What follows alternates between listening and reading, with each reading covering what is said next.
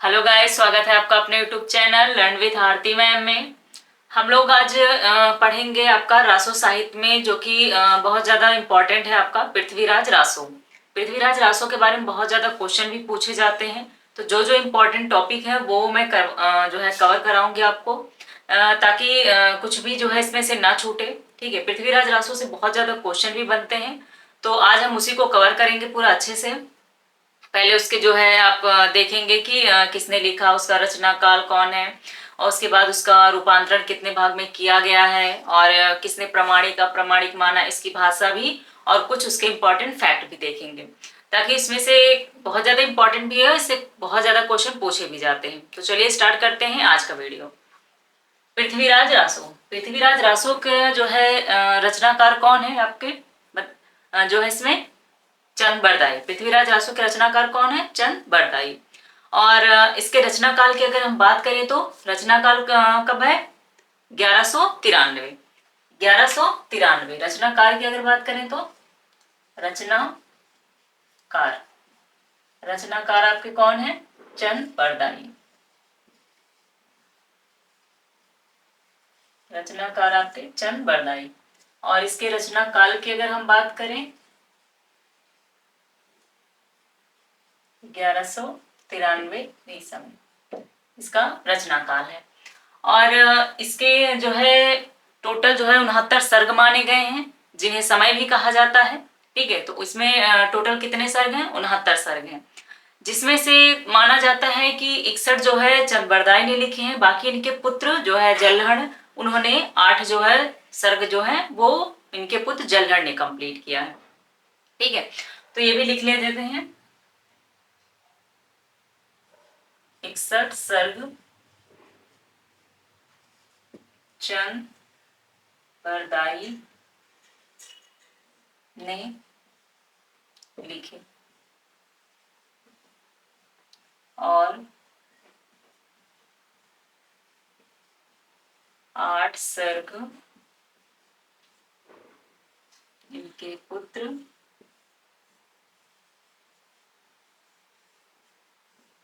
जलहड़ ने लिखे। ये याद रखिएगा कि 61 सर्ग जो है वो चंद बरदाई ने लिखे हैं, और जो 8 सर्ग है ये इनके पुत्र जलहड़ ने लिखे हैं। ठीक है, और अगर हम इसके काव्य रूप की बात करें कि इसका काव्य रूप कैसा है, तो ये आपका प्रबंधात्मक महाकाव्य है। ठीक है, काव्य रूप कैसा है? प्रबंधात्मक महाकाव्य है। और उसके बाद अगर हम बात करें इसकी शैली की, शैली कैसी है इसकी? तो पिंगल। ठीक है, इसकी शैली कैसी है? पिंगल। शैली के बाद हम बात करते हैं जो है आपके जो है इसमें कुल सर्ग की बात करें, कुल सर्ग 69। ठीक है, जिन्हें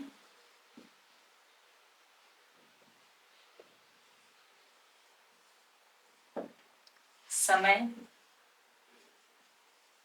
भी कहा जाता है। ठीक है, जिन्हें समय भी कहा जाता है। और इसमें जो है आपके नायक कौन है और नायिका कौन है? अगर नायक की बात करें तो आपके पृथ्वीराज चौहान है। ठीक है, नायक कौन है? पृथ्वीराज चौहान, और नायिका संयोगिता है। ठीक है, नायक की बात करें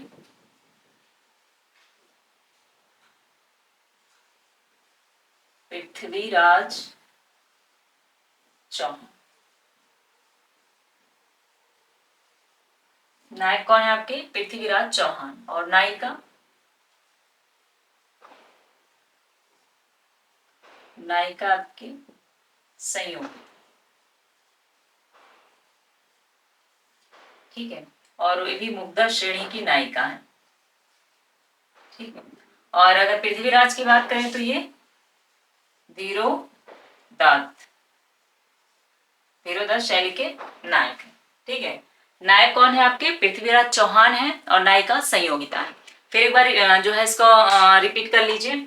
सबसे पहले अगर हम पृथ्वीराज रासो के बारे में बात करें तो इसका जो है रचनाकार आपके चंद बरदाई हैं। इसका रचनाकार कब का है? 1193। ऐसा माना जाता है कि 61 सर्ग जो है चंद बरदाई ने लिखे हैं, बाकी जो 8 जो है इनके पुत्र जलहर ने लिखा है। और इसका काव्य रूप की बात करें तो ये प्रबंधात्मक महाकाव्य है। काव्य रूप प्रबंधात्मक महाकाव्य है। शैली कैसी है इसकी? पिंगल है। और नायक कौन है आपके? पृथ्वीराज चौहान। नायिका संयोगिता है। और इसमें कुल सर्ग जो है 69 है, ठीक है, जिन्हें समय भी कहा जाता है। आगे देखते हैं हम।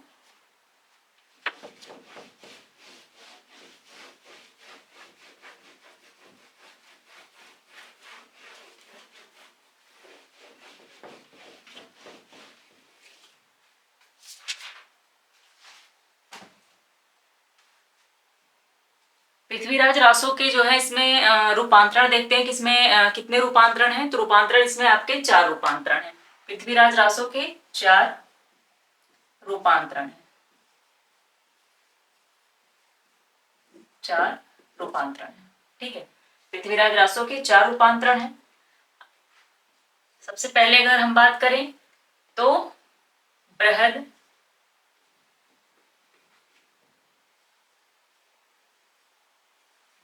रूपांतरण। बृहद रूपांतरण। बृहद रूपांतरण में जो है आपके 16,306 छंद है, ठीक है।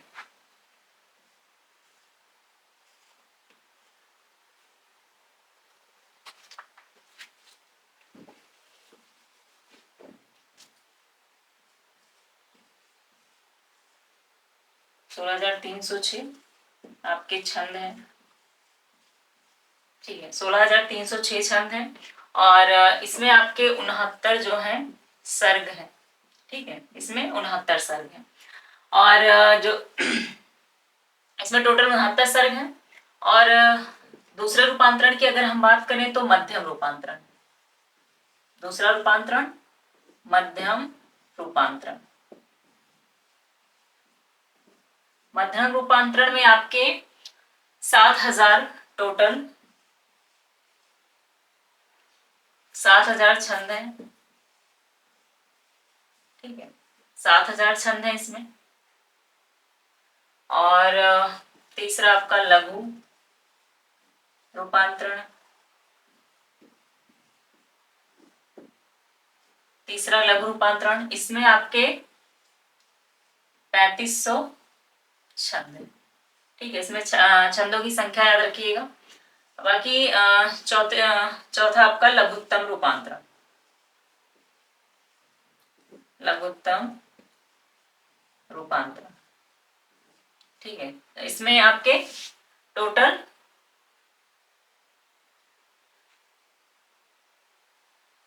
1300 छंद है, ठीक है। और इसके बारे में ये भी याद रखिएगा फैक्ट, दशरथ शर्मा। दशरथ शर्मा ने जो है इसे मूल पृथ्वीराज रासो माना है, ठीक है। दशरथ शर्मा ने इसे मूल पृथ्वीराज रासो माना है। माता प्रसाद गुप्त ने जो है इसे संपादन किया है इसका।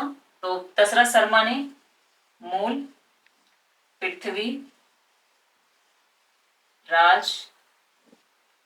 पृथ्वीराज रासो माना है,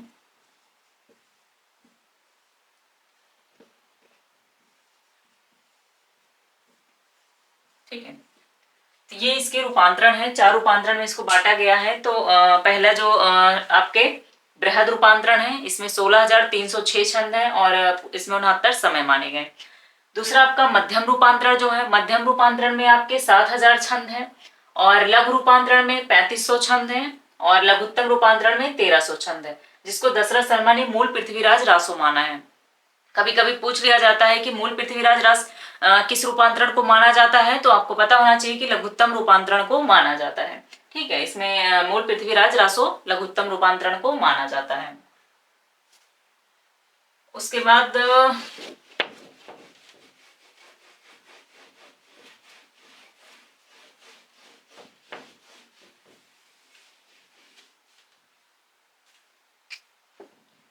इसमें आगे बात करते हैं कि जो आपके बुलर थे उन्होंने जो पृथ्वीराज विजय जयानक जब पत्रिका जयानक की जो पत्रिका है जयानक की पुस्तक वो जब प्रकाशित हुई संपादक हुआ उसका संपादित हुई तो उसमें जो है आपका संयोगिता हरण का वर्णन नहीं था, जिसके कारण बुलर ने उसे कहा कि ये अप्रामाणिक है। ठीक है, तो वहां पर याद रखिएगा क्वेश्चन पूछा गया है कि पृथ्वीराज विजय के आधार पर ही बुलर ने आपका इसे अप्रामाणिक माना है। क्वेश्चन पूछा जाएगा कि बुलर ने किस पुस्तक के आधार पर जो है इसे अप्रामाणिक माना है, तो पृथ्वीराज विजय पुस्तक किसकी है, जयानक की है। ठीक है, और इसमें अप्रामाणिक, प्रामाणिक और अर्धप्रामाणिक जो लेखक हैं उनके बारे में हम देख लेते हैं एक बार। सबसे पहले हम बात करते हैं अप्रामाणिक, किसने अप्रामाणिक माना। अप्रामाणिक किसने किसने माना था, तो सबसे पहले हम बात करते हैं गौरी शंकर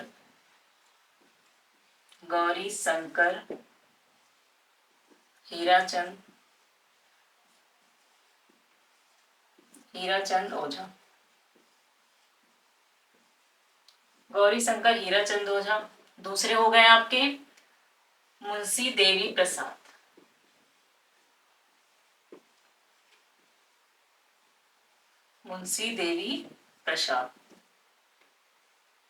इसमें 3 नाम याद रखिएगा। तीसरा मुरारी दान और चौथा मोतीलाल मिनारिया।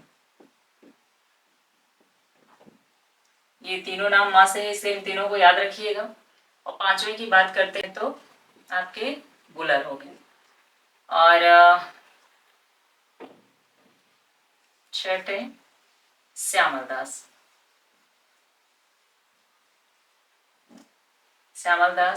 सातवें इसमें हो गए आपके रामचंद्र शुक्ल, आचार्य रामचंद्र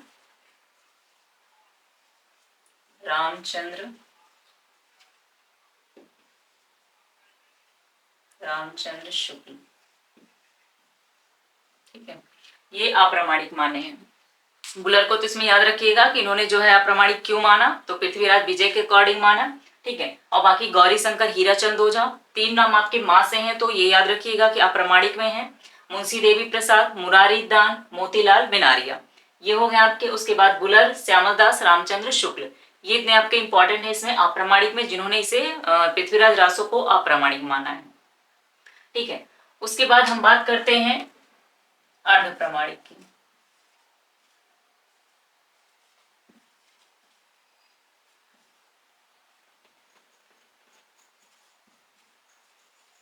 अर्धप्रामाणिक के बारे में अगर हम बात करें तो सबसे पहले इसमें आपके मुनिजिन विजय।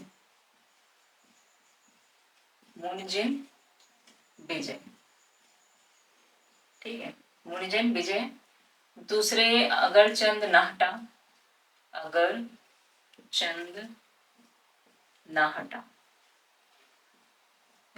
गए। तीसरे सुनीति कुमार चटर्जी। ठीक है, सुनीति कुमार चटर्जी। और चौथे इसमें कौन हो गए आपके, हजारी प्रसाद द्विवेदी। इनको याद रखिएगा, हजारी प्रसाद द्विवेदी।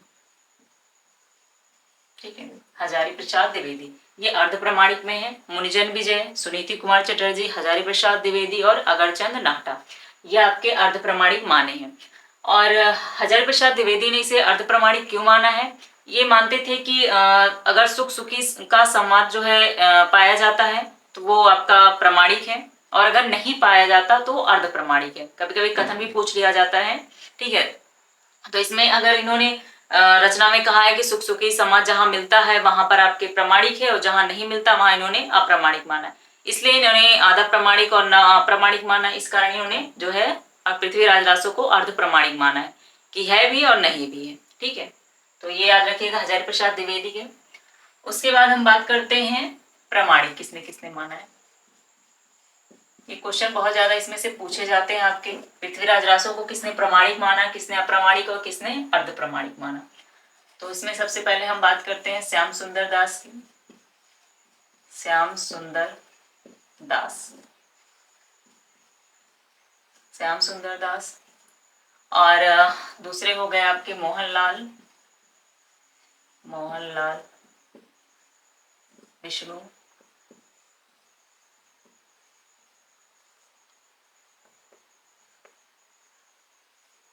विष्णुलाल, मोहनलाल विष्णुलाल पांड्या, ठीक है, पांड्या। तीसरे तीसरे हम बात करते हैं, इसमें नगेंद्र जी ने माना है, ग्रियर्सन, ग्रियर्सन ने। पांचवें आपके मिश्र बंधु ने भी,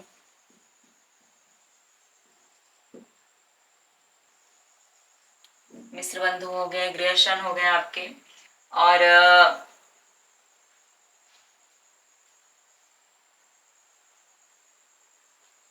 और इसमें अगर बात करें तो कर्नल टॉड,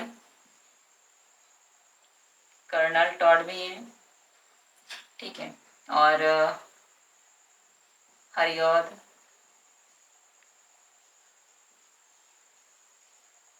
हरिऔध।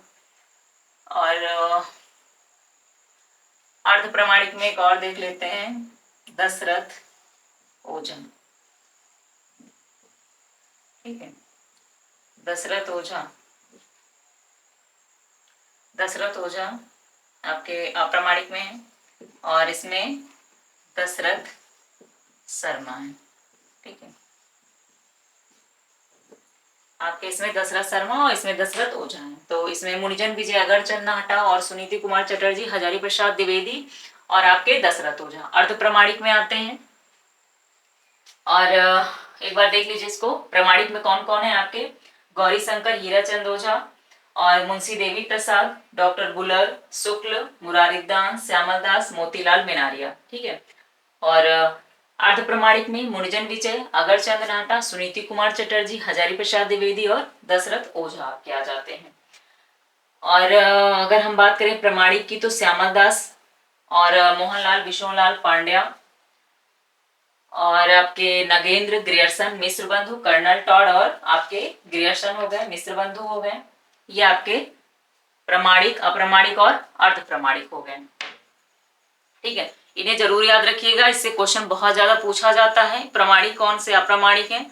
तो इसमें बहुत इजी तरीका भी है कि आप 1-2-3 बार पढ़ोगे अच्छे से तो आपको लर्न हो जाएगा, इससे क्वेश्चन आना ही आना है।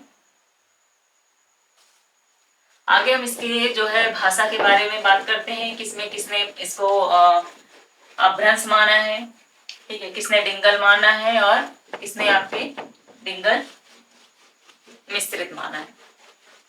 इनकी भाषाओं के बारे में भी कई मत हैं।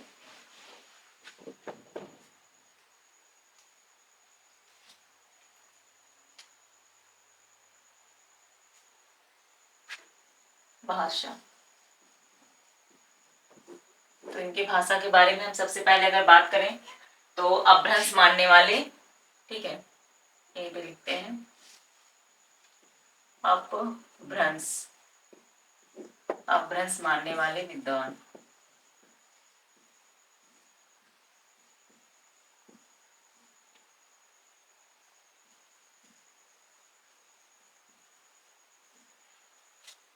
अपभ्रंश मानने वाले विद्वान कौन कौन से हैं आपके, तो सबसे पहले अगर हम बात करें मुनिजन, मुनिजिन विजय, मुनिजिन विजय। दूसरे हो गए आपके मुनिकांत सागर, दूसरे आपके मुनिकांत सागर, सुनीति कुमार चटर्जी और हजारी प्रसाद द्विवेदी। ये आपके जो माने हैं वो अपभ्रंश भाषा मानने वाले हैं।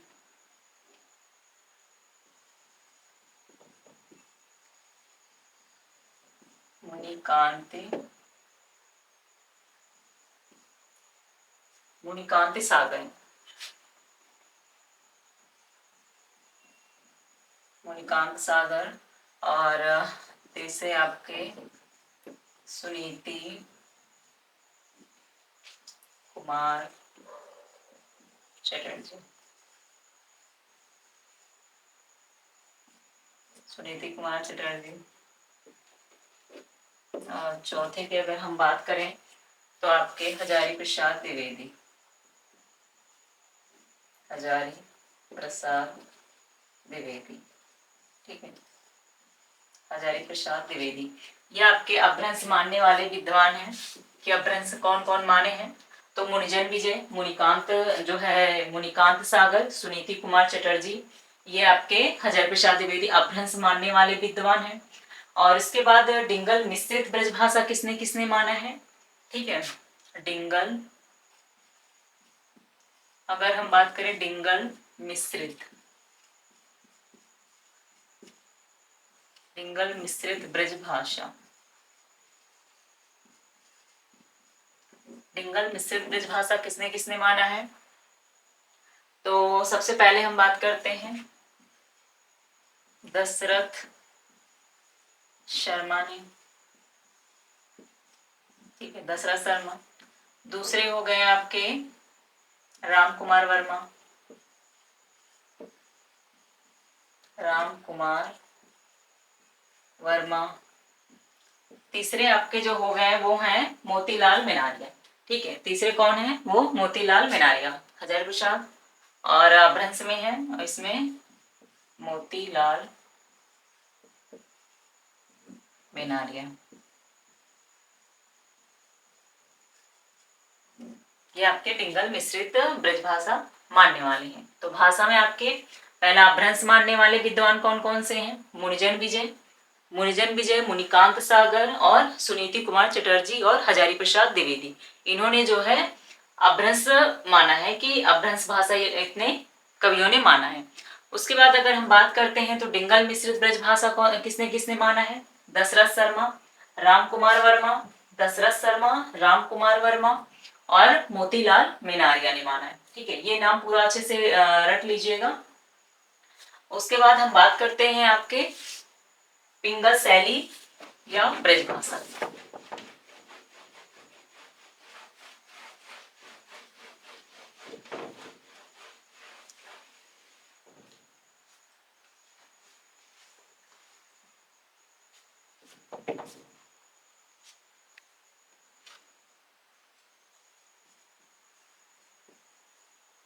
पिंगल शैली एवं ब्रज भाषा, ठीक है, ब्रजभाषा मानने वाले विद्वान, पिंगल शैली या एवं ब्रजभाषा मानने वाले विद्वान किसने माना है इनको। तो ये भी याद रखिएगा कि सर्वमान्य मत है, जिसने माने हैं कि पिंगल भाषा में ही है, ठीक है, सर्वमान्य, सर्वमान्य मत है। जिन्होंने अगर पूछा जाता है पृथ्वीराज रासो की भाषा कौन सी है तो आप बताओगे पिंगल शैली, पिंगल भाषा शैली में है या पिंगल भाषा में है, ठीक है। इसमें अगर हम पहले नामबद्ध करें तो उदय नारायण, उदय नारायण तिवारी, उदय नारायण तिवारी। दूसरे हम बात करते हैं तो आपके नामवर सिंह और ग्रियर्सन शुक्ल जी, नामवर सिंह, नामवर सिंह। तीसरे हो गए आपके ग्रियर्सन और चौथे बात करें तो शुक्ल जी, आचार्य रामचंद्र शुक्ल, ठीक है। और इसमें और कौन कौन से रह गए तो श्याम सुंदर दास आपके, धीरेन्द्र वर्मा, श्याम सुंदर दास, श्याम सुंदर दास, श्याम सुंदर दास। और आगे बात करें तो धीरेन्द्र, धीरेन्द्र वर्मा, ठीक है, छह हो गए आपके धीरेन्द्र वर्मा और एक विपिन बिहारी आपके त्रिवेदी भी है, ठीक है, इसको भी लिख लीजिए, विपिन बिहारी, विपिन बिहारी त्रिवेदी। तो ये आपके जो है पिंगल शैली में ब्रजभाषा मानने वाले विद्वान हैं। ठीक है।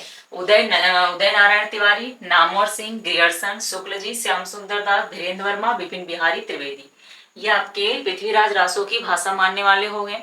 ठीक है। किसने जो है आपके डिंगल माना है, अभ्रंश माना है और पिंगल शैली या ब्रजभाषा मानने वाले विद्वान। तो इनको अच्छे से इनको भी लर्न कर लीजिएगा।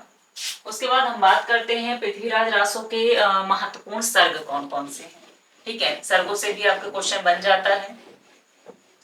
तो क्वेश्चन के देख लेते हैं आपके सर्ग से। महत्वपूर्ण सर्ग,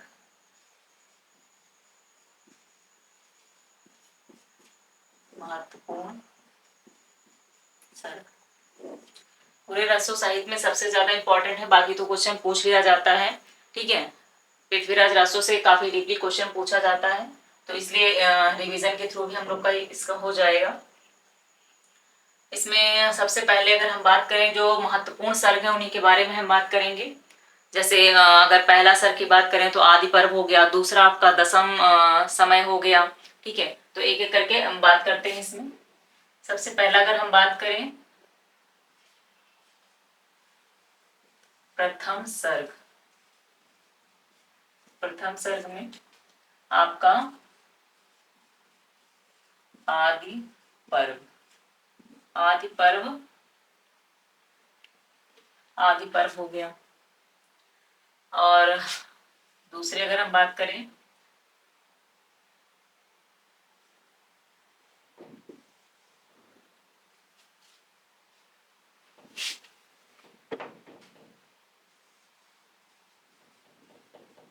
दूसरा सर्ग। ठीक है। दूसरा सर्ग बात करें तो दशम समय, और इसमें भी समय लगा लीजिएगा, आदि पर्व समय। ठीक है। आदि पर्व समय हो गया, दूसरा दशम समय हो गया। और उसके बाद हम बात करते हैं आगे की तीसरे में 20वां सर्ग, 20वां सर्ग। ठीक है। 20वें सर्ग में इसमें पद्मावती समय के बारे में बताया गया है। पद्मावती समय, पद्मावती समय 20वां सर्ग में बताया गया है। उसके बाद अगर हम 57वां सर्ग की बात करें तो 57वां सर्ग में आपका कैमास वध समय है।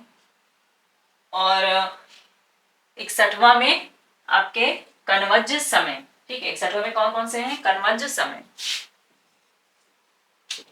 तो इसमें 57वां सर्ग की बात करें तो 57वां सर्ग आपका कैमास, कैमास वध समय।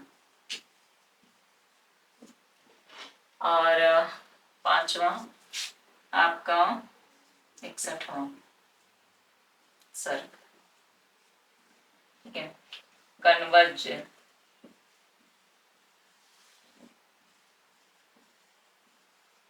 कनवज समय है। और 6वां इसमें अगर हम बात करें तो आपका सबसे अंतिम 69वां समय, 69वां समय कौन सा है आपका? महोबा, महोबा समय। ठीक है। ये इनके महत्वपूर्ण सर्ग हैं। इसमें से क्वेश्चन आते हैं। प्रथम सर्ग आदि पर्व हो गया, दूसरा समय सर्ग हो गया, समय दशम समय। 20वें की अगर हम बात करें तो पद्मावती समय। 57वां कैमास वध समय, 57वां कौन सा है आपका? कैमास वध समय। और 69वां की बात करें तो महोबा समय। और इसमें पहले में याद रखिएगा प्रथम सर्ग में पृथ्वीराज चौहान का वंश परिचय है। और अगर दूसरे की हम बात करें तो इसमें विष्णु के, विष्णु के 10 अवतारों का वर्णन है, अवतारों का वर्णन। ठीक है। 10 अवतारों का वर्णन। बाकी राम कथा का भी है, राम कथा का भी इसमें बताया गया है दूसरे में। तो विष्णु के 10 अवतारों का समय, राम कथा का भी वर्णन इसमें किया गया है। और अगर इसमें सबसे बड़ा आपका पूछा जाता है कि सबसे बड़ा या रासो का केंद्रीय भाग कौन सा है, तो वो आपका 57वां हो गया।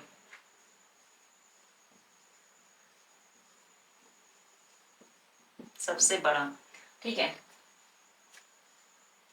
सॉरी 57वां नहीं, इसमें 61 है।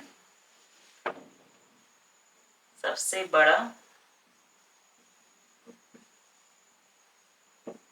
सबसे बड़ा या केंद्रीय भाग कहेंगे रासो का, तो आपका 61वां है। ठीक है, सबसे बड़ा याद रखिएगा 61वां है। और प्रथम सर्ग आदि पर्व, दूसरा सर्ग दशम समय, 20वां आपका पद्मावती समय, 57वां कैमास वध समय, और 61वां सर्ग जो है वो कनवज्ज समय, जो कि सबसे बड़ा है 61वां, और 69वां समय महोबा समय। ये टोटल आपके जो है 6 हैं जो बहुत ज्यादा महत्वपूर्ण है 69 समय में। ठीक है, 69 सर्ग में, तो इन्हें याद रखिएगा, ये इनके महत्वपूर्ण सर्ग हैं आपके। और इनके बारे में अगर हम थोड़ा फैक्ट देखें तो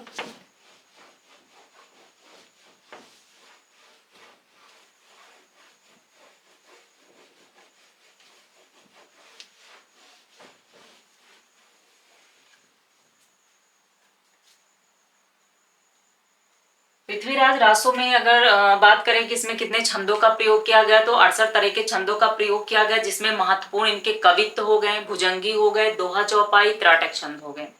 और इसमें मोहनलाल विश्वनाथ पांड्या ने जो है आनंद समोत का भी विकास किया, कि हम आनंद समोत माना है उन्होंने, इसका भी वो किया। और उसके बाद नरोत्तम स्वामी ने जो है इसमें इसे मुक्तक रचना माना है, नरोत्तम स्वामी ने मुक्तक रचना माना है। और नगेंद्र ने भी जो है इसमें बताया है कि ये विशाल घटना कोश है, नगेंद्र ने भी विशाल घटना कोश माना है। तो हम इसको लिख लेते हैं, इसमें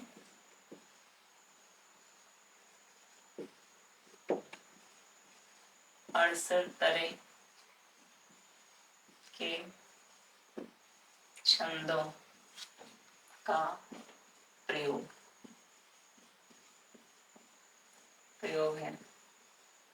प्रमुख छंद इसमें कौन कौन से हैं आपके?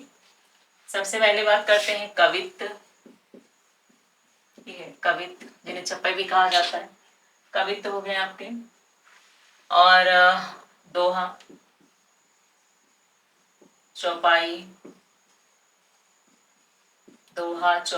त्राटक, ये इनमें से प्रमुख छंद हैं। ठीक है, प्रमुख छंद कौन कौन से? कवित्व, दोहा, चौपाई और त्राटक है।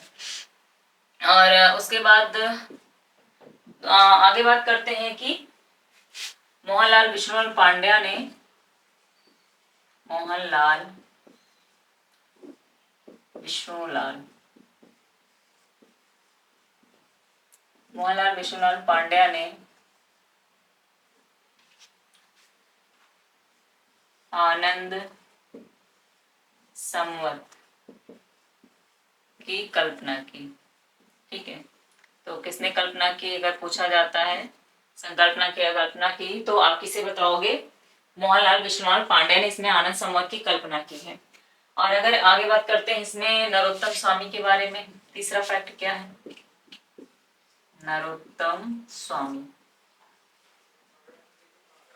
नरोत्तम स्वामी ने जो इसमें फैक्ट बताया है, उसमें कहा है कि यह मुक्तक रचना है। कैसी रचना है? मुक्तक रचना माना है।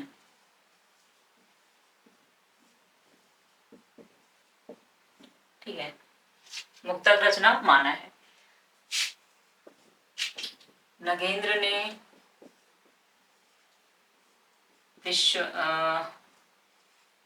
विशाल विश्वकोश माना है, विशाल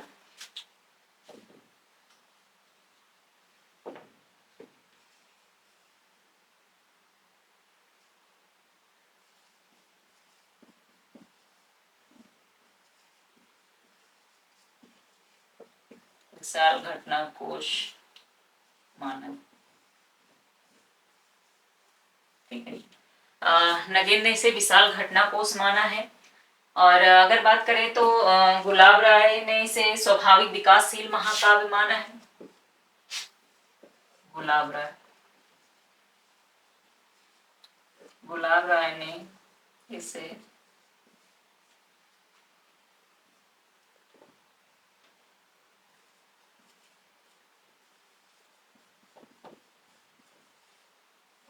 स्वाभाविक विकासशील महाकाव्य।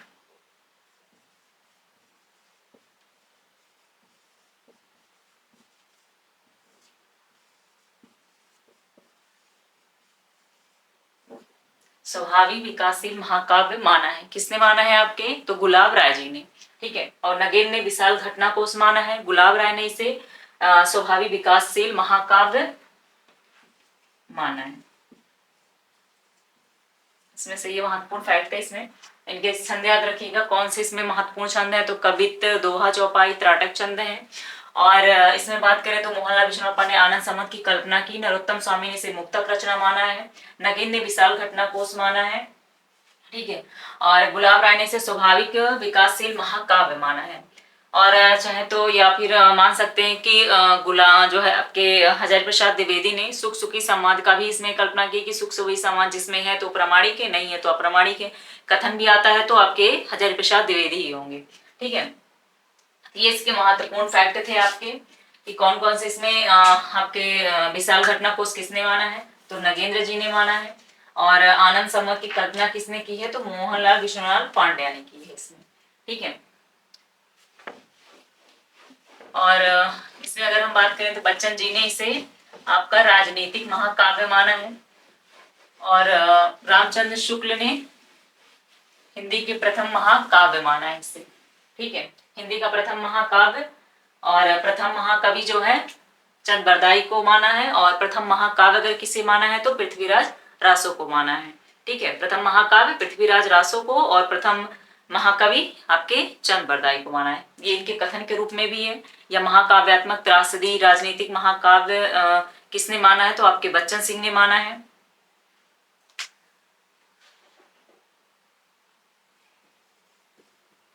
हिंदी का प्रथम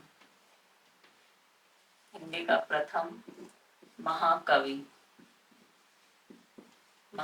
आपके चंद बरदाई, चंद बरदाई, ठीक है। और माना किसने है, शुक्ल जी ने। और महाकाव्य की अगर हम बात करें तो पृथ्वीराज रासो,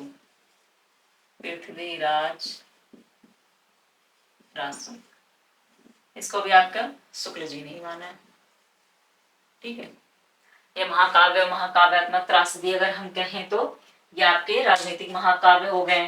पृथ्वीराज प्राचीन साहित्य के पिंगल तो श्याम सुंदर दास ने, सुख सुखी संवाद कहीं भी आता है तो उसे आप हजारी प्रसाद द्विवेदी मान सकते हैं। और बाकी इसमें जितना महत्वपूर्ण फैक्ट थे लगभग हो गया है कवर आपका।